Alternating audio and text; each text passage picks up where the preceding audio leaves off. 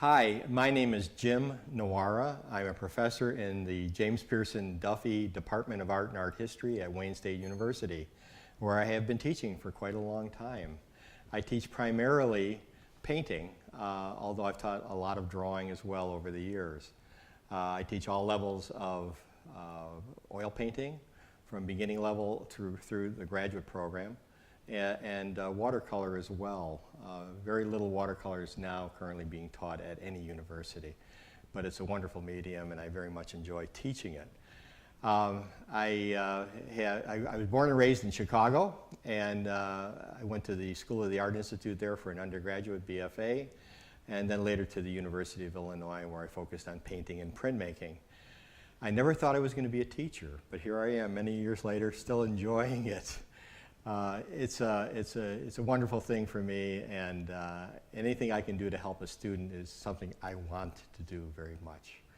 I wanted to say a little bit about how I approach teaching. In dealing with beginning level students, the assumption is you've never painted with oil paints or you've never painted with watercolor, and you've got to start at the beginning. So there's more of an emphasis on technical concerns at the beginning. And these things are actually what beginning level students need in any medium, but it's actually the easiest stuff to learn. Obviously, I have a long-time commitment to Wayne State and particularly the art department. I think that one of the best reasons for coming to Wayne State is its location. Art thrives in cities, and we have all the advantages of a major metropolitan area, a major world-class museum, as is constantly said. It's a very rich and very active art community. I would say it holds up well with any other city, particularly my hometown of Chicago, as far as the local art scene. And beyond that, there are initiatives that are started by students sometimes, pop-up galleries, artist-run galleries of all sorts that come and go but are there all the time. It's a rich cultural area, and the department itself offers a substantial amount of scholarship money for incoming students. Once a student is established, there are also other opportunities, and I've taken advantages of these myself to help students to get research funding from the university. This is a university-wide program, and it provides a substantial amount of financial aid for projects that are sort of mentored by a faculty member, and I've enjoyed working with students on these projects.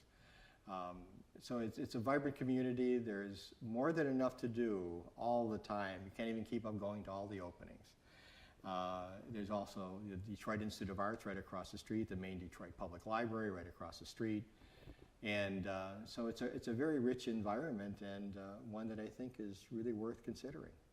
One thing I'd like to say about the Wayne State student body is it tends to be a bit more mature than most universities because of its location and its circumstances.